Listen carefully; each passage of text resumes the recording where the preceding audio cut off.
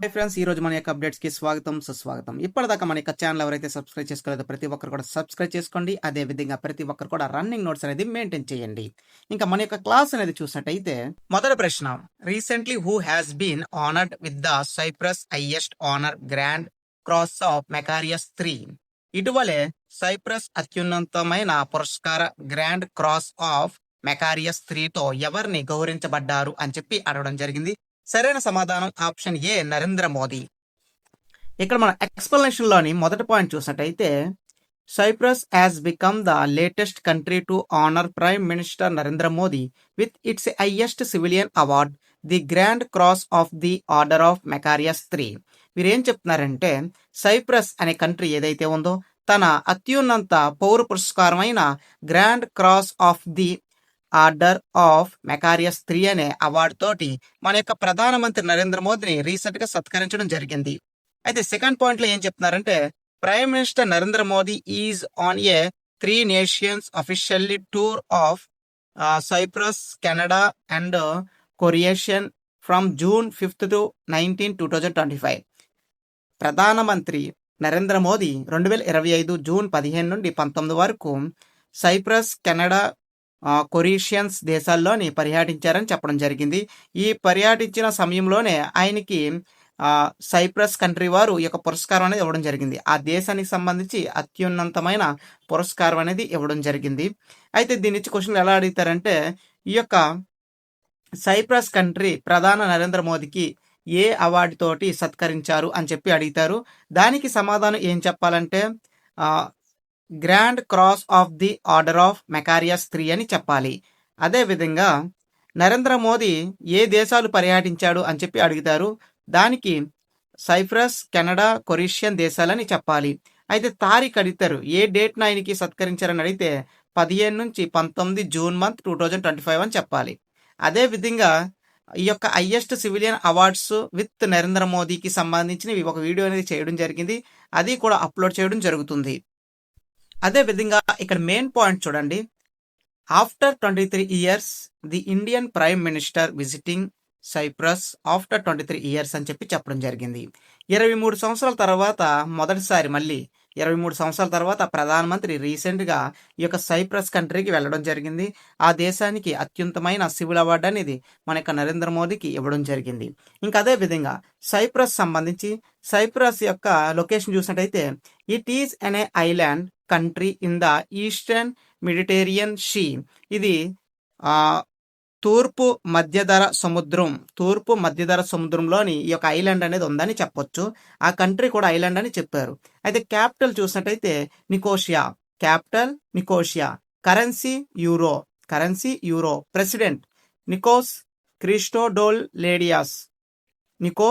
క్రిస్టోడోలియస్. చివరగా చూసినట్టయితే, the Greek line form the de facto border between the Greek majority republic of Cyprus and the Turkish republic of northern సైప్రస్కి ఉండడం జరిగిందని చెప్పడం జరిగింది.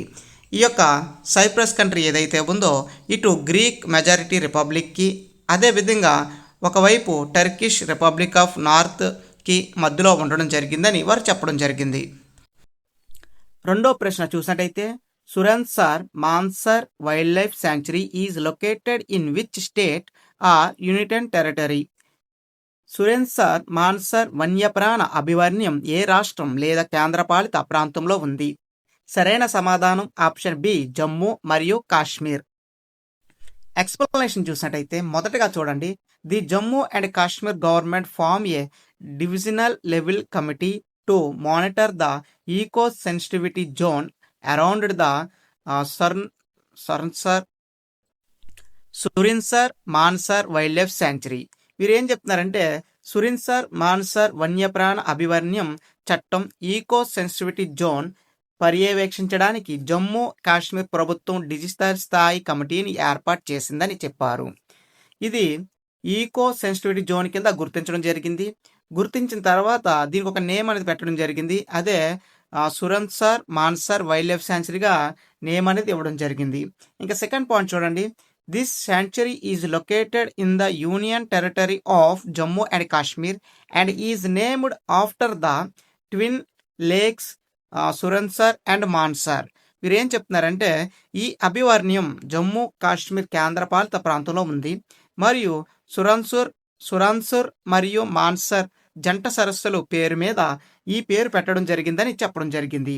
అదే విధంగా చూసినట్టయితే ఇక్కడ చూడండి, it spread across Jammu Udhampur of its a laying in Jammu district. వీరేం చెప్తున్నారంటే ఇది జమ్మూ ఉదంపూర్ మరియు సాంబా జిల్లాలోని విస్తరించి ఉంది. దీనిలో ఎక్కువ భాగం జమ్మూ జిల్లాలో ఉందని చెప్పడం జరిగింది. ఇంకా అదే విధంగా జమ్మూ కాశ్మీర్ సంబంధించిన కొన్ని ఇంపార్టెంట్ పాయింట్స్ కూడా తెలుసుకుందాం. జమ్మూ కాశ్మీర్ యొక్క క్యాపిటల్ చూసినట్టయితే శ్రీనగర్ ఇన్ సమ్మర్లోని జమ్మూ కాశ్మీర్ క్యాపిటల్ ఏంటి శ్రీనగర్. అదే విధంగా వింటర్లోని జమ్మూ అనేది చెప్పొచ్చు. మంత్స్ కూడా ఇవ్వడం జరిగింది, మే టు అక్టోబర్. ఈ మే టు అక్టోబర్ మంత్లోని జమ్మూ కాశ్మీర్ క్యాపిటల్ శ్రీనగరు, తర్వాత నవంబర్ టు ఏప్రిల్ వరకు జమ్మూ క్యాపిటల్గా ఉండడం జరుగుతుంది. ఇంకా అదే విధంగా the map of United territory of Jammu and Kashmir and United territory of Ladakh అని చెప్పడం జరిగింది. చీఫ్ మినిస్టర్ చూసినట్టయితే ఒమర్ అబ్దుల్లా. చీఫ్ మినిస్టర్ ఎవరు? Omar Abdullah. Deputy chief minister ఎవరని చూసినట్టయితే సురేందర్ చౌదరి. రీసెంట్గా చాలా ఇంపార్టెంట్ క్వశ్చన్ చెప్పొచ్చు. ఇది స్టేట్ యొక్క క్యాపిటల్, తర్వాత స్టేట్ యొక్క సీఎం, తర్వాత డిప్యూటీ చీఫ్ మినిస్టర్ కూడా ప్రతిదీ తెలుసుకోవాలి. ఇంకా జమ్మూ కాశ్మీర్ సంబంధించిన ఇంపార్టెంట్ పాయింట్ చూసినట్లయితే మొదటిగా the first union territory to implemented PM Vishwakarma యువజన. మొట్టమొదటిసారి ఈ యొక్క పిఎం విశ్వకర్మ యువజనని ఇంప్లిమెంట్ చేసిన స్టేట్ ఏదంటే అది జమ్మూ కాశ్మీర్ అని చెప్పొచ్చు. సెకండ్ పాయింట్, ప్రధానమంత్రి inaugurated strategic Z Mora tunnel in Jammu and Kashmir on 13th January 2025. 13th January 2025 నాడు మన ప్రధానమంత్రి జెడ్ మోరా టన్నల్ని స్టార్ట్ చేయడం జరిగింది. ఇంకా థర్డ్ పాయింట్ చూడండి, the Indian railway has successfully completed the trial run on Anji Khad bridge, India's first cable stayed rail bridge located in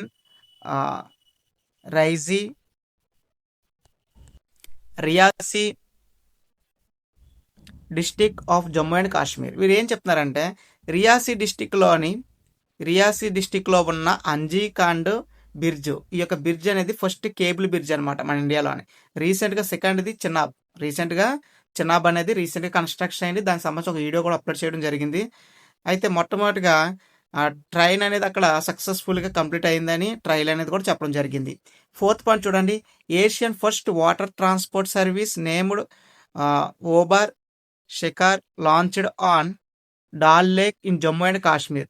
వీళ్ళు ఏం చెప్తున్నారంటే జమ్మూ అండ్ కాశ్మీర్లో ఉన్న డాల్ లేక్ పైన ఏషియన్ ఫస్ట్ వాటర్ ట్రాన్స్పోర్ట్ సర్వీస్ను స్టార్ట్ చేశారు. దాని పేరు ఓబర్ షికార్ లాంచ్డ్ అని చెప్పొచ్చు. అదే విధంగా ఐదో పాయింట్ చూడండి, Omar Abdullah has become the new chief minister of union territory of the Jammu and Kashmir. మూడో ప్రశ్న చూసినట్టయితే what is the name of India's first agentic AI system developed by Krutrim startup అభివృద్ధి చేసిన భారతదేశపు మొట్టమొదటి ఏజెంట్ ఏఐ సిస్టమ్ పేరు ఏమిటి అని అడగడం జరిగింది. దాని పేరు సరైన సమాధానం D, Kruti. Option D, Kruti. Explanation చూసినట్టయితే మొదటి point, recently India's the first agentic artificial intelligence named Kruti was launched by the startup Krutrim. ఇటీవలే కృత్తి పేరుతోటి భారతదేశపు మొట్టమొదట ఏజెంట్ ఆర్టిఫిషియల్ ఇంటెలిజెంట్ కృత్రిమ్ అనే స్టార్టప్ ప్రారంభించడం జరిగింది. ఇంకా రెండో పాయింట్ చూసినట్టయితే it is the next generation generative tool that goes behind just providing information.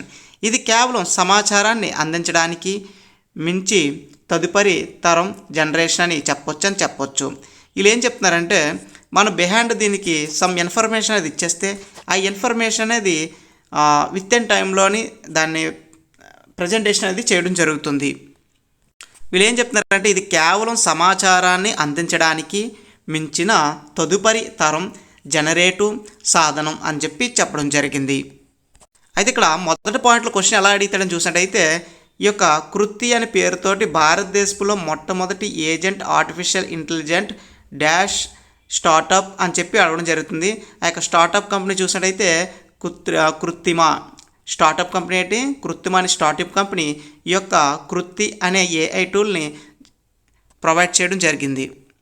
ఇంకా థర్డ్ పాయింట్ చూడండి, Kruti can act independently to manage complex task, make decision and solve problems for user and organisation.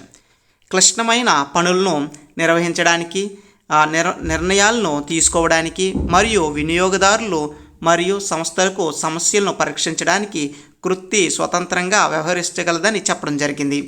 ఈ యొక్క AI generated ఏదైతే ఉందో, next generation AI కృత్తి ఏదైతే ఉందో, ఇది స్వతహాగా ఈ యొక్క నిర్ణయాలను తీసుకోగలదంట. అదేవిధంగా the biggest problems in industrials also solve the very simply అని కూడా వీళ్ళు చెప్పడం జరిగింది. ఇంకా ఫోర్త్ పాయింట్ చూసినట్టే, it uses advanced reasoning and step by step planning to handle multi layered challenges without constant human input. ఇది స్థిరమైన మానవ ఇన్పుట్ లేకుండా బహుళ అంచెలు సవాలును నిర్వహించడానికి ఆధ్యానిత తార్కిక మరియు దశల వారి ప్రణాళికను ఉపయోగిస్తుందని వారు చెప్పడం జరిగింది. ఇది step by step planning process అనేది డిజైన్ చేయగలదంట. తర్వాత మనుషుల యొక్క సహాయం లేకుండానే ఇది అడ్వైస్ కూడా ఇవ్వగలదని చెప్పడం జరిగింది.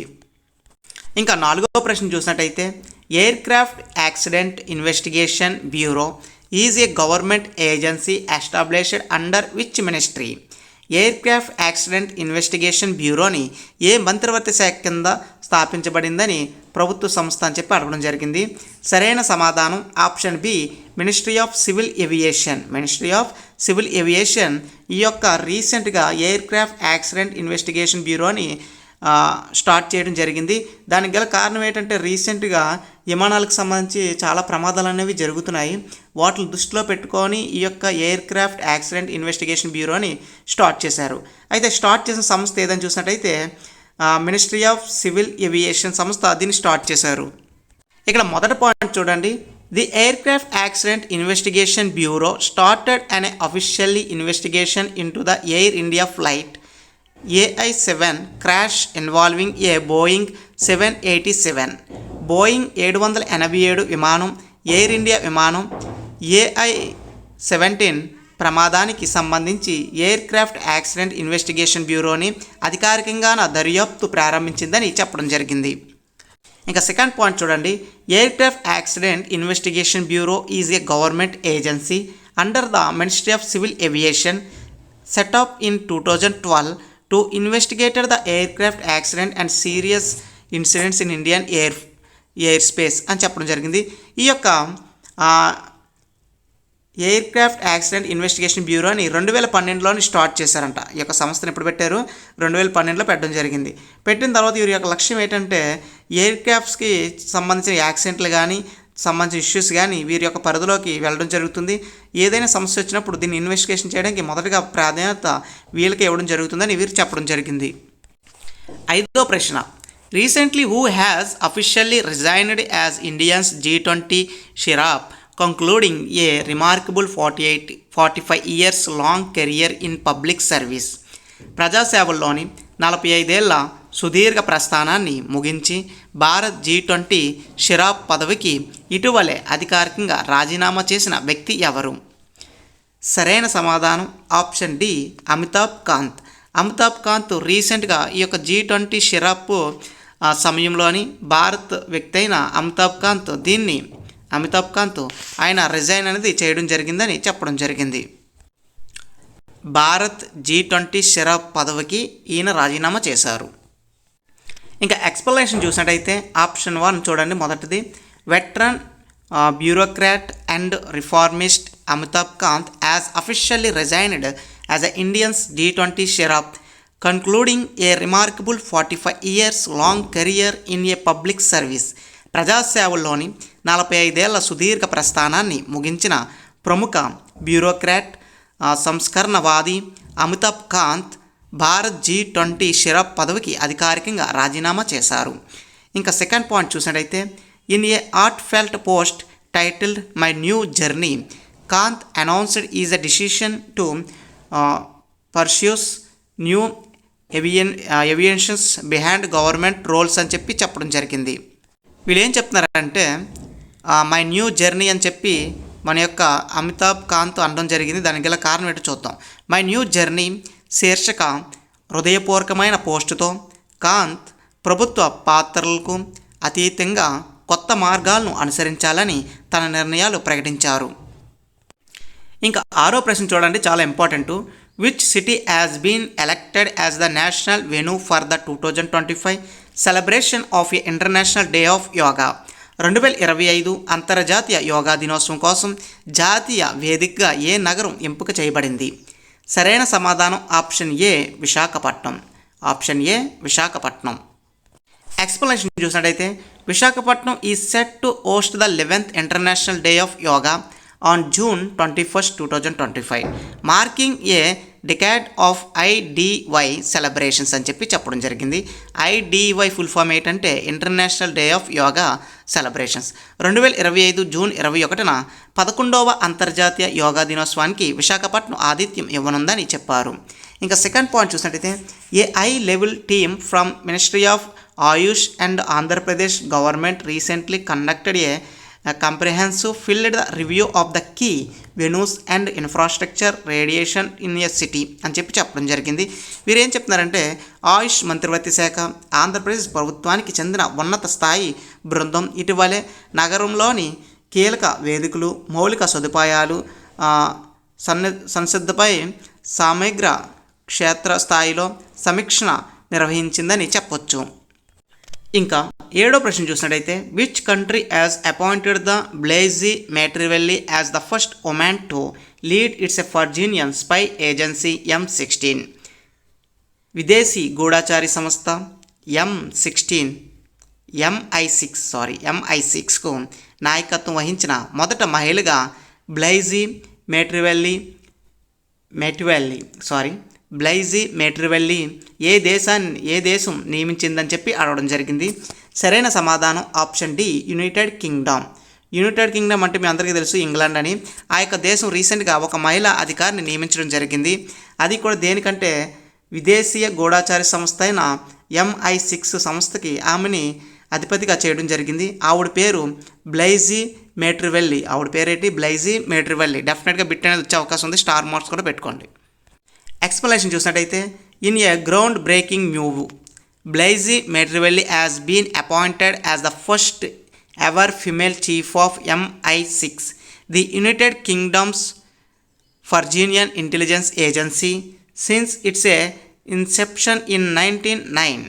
యునైటెడ్ కింగ్డమ్ విదేశీ గూఢచారి సంస్థ MI6 1909లోని ప్రారంభమైనప్పటి నుంచి ఆ సంస్థకు తొలి మహిళా చీఫ్గా బ్లైజీ మేట్రివెల్లీ నియమితులయ్యారు. తెలుగులో కొద్దిగా తప్పుంది స్పెల్లింగు, బ్లైజీ మేట్రివెల్లీ. ఓకేనా? బ్లైజీ మేట్రివెల్లీ అనే మహిళ నియమితులయ్యారు. నెక్స్ట్ చూసినట్టయితే on June 15, 2025 prime minister Keir Starmer during is visited Canada for the G7 summit publicly announced the appointment of Blaise Maitrevelle as the new MI6 chief. June 15, 2025న ప్రధానమంత్రి కీర్ స్టార్మెర్ G7 శిఖరాగ్రి సమావేశం కోసం కెనడా పర్యటన సందర్భంగా కొత్త MI6 చీఫ్ కింద బ్లైజీ మేట్రివెల్ని నియమిస్తున్నట్లుగా బహిరంగంగా ప్రకటించారని చెప్పొచ్చు. అయితే గుర్తుపెట్టుకోండి, ఇక్కడ ప్రైమ్ మినిస్టర్ ఆఫ్ యునైటెడ్ కింగ్డమ్కి ప్రైమ్ మినిస్టర్ ఎవరని క్వశ్చన్ కూడా వస్తుంది. అతని పేరు కీర్ స్టార్మెర్ అని మీరు చెప్పాలి. అయితే ఈమె చీఫ్ కింద ఎప్పుడు ఈవిడికి పోస్టింగ్ అనేది ఇవ్వడం జరిగిందని అడిగితే June 15, 2025న ఇవ్వడం జరిగింది. ఈ యొక్క సంస్థ పేరు ఏంటి? గూఢచారి సంస్థ పేరు MI6. ఆ గూఢచారి అడిగితారు అది ఏంటనేది MI6 అని చెప్పాలి. ఇంకా 8వ ప్రశ్న చూసినట్టయితే who won the prestigious 2025 food planet prize for its a pioneering green fertilisers అని చెప్పొచ్చు. ప్రతిష్టాత్మక 2025 ఫుడ్ ప్లాంట్ ప్రైజ్ను దాని మార్గదర్శక ఆకుపచ్చ ఎరుపు కోసం ఎవరు గెలుచుకున్నారు అని అడగడం జరిగింది. సరైన సమాధానం ఆప్షన్ ఏ నైట్రో క్యాప్ట్. సరైన సమాధానం ఆప్షన్ ఏ నైట్రో క్యాప్ట్ అనే వ్యక్తికి ఈ యొక్క అవార్డు అనేది రావడం జరిగింది. ఫుడ్ ప్లానెట్ ప్రైజ్ అనే అవార్డు రావడం జరిగింది. ఎక్స్ప్లెనేషన్ చూసినట్టయితే NitroCapt a Swedish startup NitroCapt has won the prestigious 2025 Food Plant Prize for its pioneering green fertilizer that uses plasma technology and renewable energy to create nitrogen fertilizers sustainable. ఇక్కడ ఏం చెప్తున్నారంటే ఈయన చేసిన plasma technology మరియు renewable energy యొక్క సహాయంతో ఈయన నూతనగా created nitrogen fertiliser సస్టైనబిలిటీని develop చేశారు. కనుక ఈయనకి ఈ యొక్క ప్రైజ్ అనేది ఇవ్వడం జరిగింది. ఆ యొక్క ప్రైజ్ నేమ్ ఏంటి? ఫుడ్ ప్లానెట్ ప్రైజ్ అనేది ఈ ఏడాది ఈమెకి రావడం జరిగింది. ఇతని పేరు నైట్రోక్యాప్ట్ అనే వారికి రావడం జరిగింది. సెకండ్ పాయింట్లో ఏం చెప్తున్నారంటే మనకు గ్రీన్ హౌస్ గ్యాసెస్ ఏదైతే ఉన్నాయో వాటిని రక్షించడానికి గాను ఈయన చేసిన నూతన ప్రయోగం అనేది అద్భుతమని గుర్తించడం జరిగింది. ఈయన చేసిన ప్రయోగం కారణంగాన గ్రీన్ హౌస్ గ్యాసెస్ని మనం కాపాడుకోవచ్చు అని కూడా వారు చెప్పడం జరిగింది. 9వ ప్రశ్న, which of the following will launch Indians the first thinking satellite? ఈ క్రింద వాటిలో భారతదేశపు మొట్టమొదటి ఆలోచన ఉపగ్రహాన్ని ఉపయోగించింది ఏది? సరైన సమాధానం D, take me to space. Take me to స్పేస్ని మొట్టమొదట థింకింగ్ శాటిలైట్ అని చెప్పి పిలవడం జరుగుతుంది. ద ఫస్ట్ శాటిలైట్ అనమాట, the first thinking satellite take me to space. Explanation చూసినట్టయితే టేక్ మీ టు స్పేస్ అనేది చూసినట్టయితే India first thinking satellite will be launched by the Hyderabad based startup take me to space according to the Print అని చెప్పొచ్చు. భారతదేశపు మొట్టమొదట think satellite ను హైదరాబాద్కి చెందిన టేక్ మీ టు స్పేస్ అనే స్టార్టప్ ప్రయోగించిందని చెప్పడం జరిగింది. అయితే క్వశ్చన్లు ఏ విధంగా వస్తాయి చూసినట్టయితే ఈ యొక్క take me to space of సంస్థ ఈ యొక్క థింక్ శాటిలైట్ ని మొట్టమొదటిగా డెవలప్ చేసింది అండ్ వారే దాన్ని లాంచ్ చేయడం జరిగిందని డెఫినెట్గా మనకి క్వశ్చన్ అనేది వచ్చే అవకాశం ఉంది. ఇంకా సెకండ్ పాయింట్లో ఏం చెప్తున్నారంటే ఈ యొక్క థింక్ శాటిలైట్ ఏదైతే ఉందో అని పిలువబడే ఈ యొక్క శాటిలైట్ ఒక ప్రత్యేకమైన సాంకేతిక పరిజ్ఞానాన్ని ఉపయోగిస్తుంది. ఇది ఉపగ్రహం కేవలం డేటాను పంపడానికి మరియు భూమిపై గ్రౌండ్ స్టేషన్ నుండి సూచనల కోసం వేచి ఉండడానికి బదులుగా డేటాను విశ్లేషించడానికి మరియు స్వయం ప్రతిపాదనలో నిర్ణయాలు తీసుకోవడానికి వీలును కల్పిస్తుందని చెప్పడం జరిగింది. ఇది కేవలం డేటా సేకరించడానికి డేటా ట్రాన్స్ఫర్ చేయడానికే కాకుండా ఇది ఓన్ థింకింగ్ తోటి డేటాని ఎనలైజ్ కూడా చేస్తుందని చెప్పడం జరిగింది. ఈ యొక్క శాటిలైట్ ఏమిటి? Think satellite. దీన్ని ఎవరు స్టార్ట్ చేశారని చూసినట్టయితే టేక్ మీ టు స్పేస్ ఇది హైదరాబాద్ బేస్లో ఉందని చెప్పొచ్చు. ఈరోజు క్లాసులోని లాస్ట్ ప్రశ్న, which country launch the cyber Suraksha express to Boost cyber resilience in defence అని చెప్పడం జరిగింది. రక్షణ రంగంలోని సైబర్ స్థితిస్థాయి పతాకాన్ని పెంపొందించడానికి ఏ దేశం సైబర్ సురక్షిత ఎక్సర్సైజ్ను ప్రారంభించింది? సరైన సమాధానం ఆప్షన్ సి, ఇండియా. ఈ యొక్క సైబర్ నేరగాళ్ళు ఎవరైతే ఉంటారో వీళ్ళని అరికట్టడానికి ఈ యొక్క ఎక్సర్సైజ్ అనేది కండక్ట్ చేయడం జరిగింది.